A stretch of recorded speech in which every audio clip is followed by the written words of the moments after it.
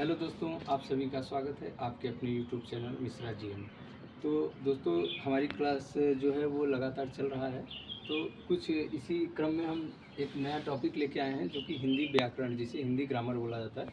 तो हिंदी व्याकरण का एक टॉपिक है जिसको कारक के नाम से जानते हैं, ठीक है। तो इस कारक को आज हम समझेंगे कि कम समय में किसी कारक को कैसे पहचान लिया जाए कि ये कारक, इसमें कौन सा कारक है, ठीक है। तो ये रहा कारक, ठीक है। सबसे पहले हम समझेंगे कारक होता क्या है, ठीक है। संज्ञा अथवा सर्वनाम के जिस रूप से ऐसा कोई संज्ञा या सर्वनाम हो, उसका ऐसा रूप हो जो कि क्या करे, सीधा क्रिया के साथ उसका संबंध आएगा, तो उस प्रक्रिया में हम क्या करेंगे, कारक उसे कहेंगे, ठीक है। उस प्रक्रिया में कारक बोलेंगे। संज्ञा अथवा सर्वनाम के जिस रूप से क्रिया के साथ सीधा संबंध स्थापित हो जाए या क्रिया के साथ सीधा संबंध को प्रदर्शित करे, वो क्या होता है, कारक होता है। तो कारक जो होता है उसके भेद कितने होते हैं, तो कारक के जो भेद होते हैं वो 8 होते हैं, ठीक है।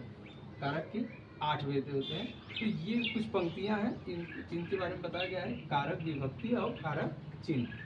तो हम कारक की विभक्तियों को कैसे पता करेंगे, कारक चिन्हों के माध्यम से हम पता करेंगे, ठीक है।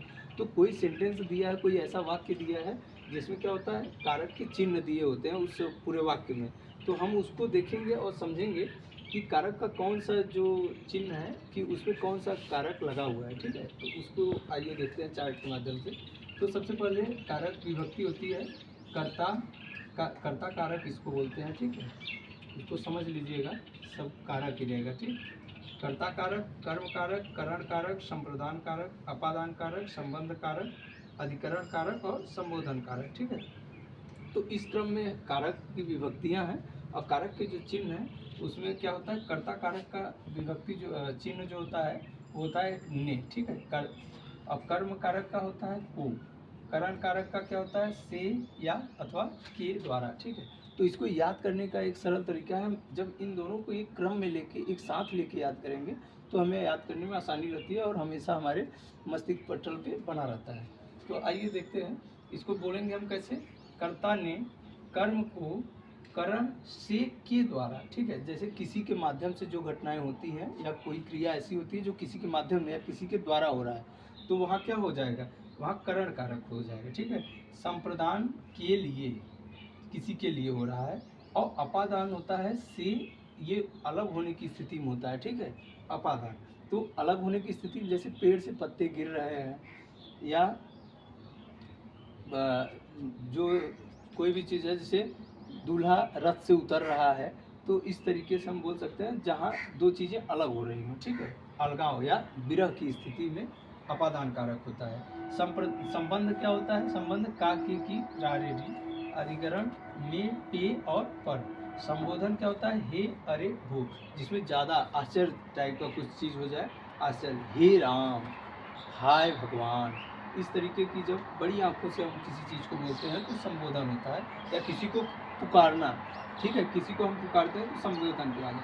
तो इसके लिए एक और हम थोड़ा सा यहाँ समझने के लिए इसको बताए हैं, तो इसको थोड़ा सा समझिएगा कि हम पूरे कारक चिन्ह को किस तरीके से समझ सकते हैं, उसको यहाँ पे हम बताए हैं, ठीक है।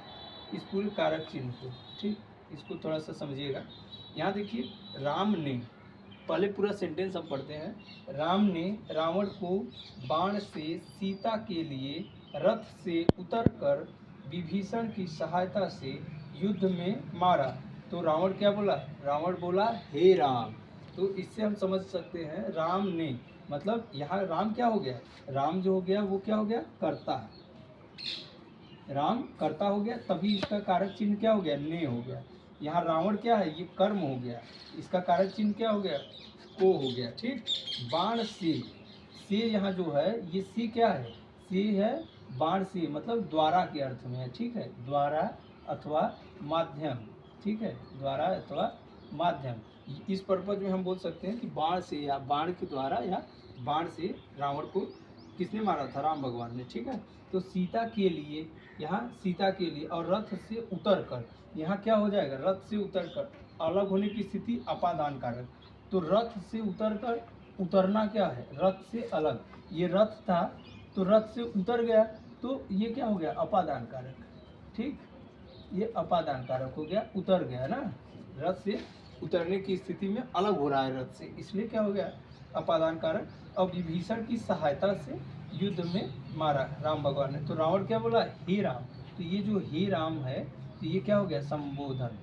ठीक है, तो इसी क्रम में जैसा भी लगा हो, हमें तो आशा करते हैं कि ये कारक विभक्तियाँ और कारक चिन्ह अधिकांश लोग इसको इसी क्रम में याद करेंगे तो ज़्यादा अच्छा होगा, क्योंकि ये याद करने का सबसे सरल तरीका माना जाता है। ठीक है, तो इसी क्रम में इसको एक साथ इन दोनों को, कारक विभक्ति और कारक चिन्ह को एक साथ देख के हम याद कर सकते हैं, और इसको तो हमने समझने के लिए बताया है।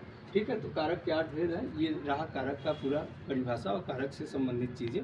अगर और भी कुछ अच्छा इसमें ऐड करना होगा तो आप ज़रूर कमेंट में बताइएगा, फिर हम इसको एक नए ट्रिक के माध्यम से, हम अलग अलग ट्रिक से एक ही टॉपिक को कई ट्रिक के माध्यम से, जो आपको बेहतर लगे आप उस तरीके से वीडियो को देखिएगा और समझिएगा। ठीक है, थैंक यू।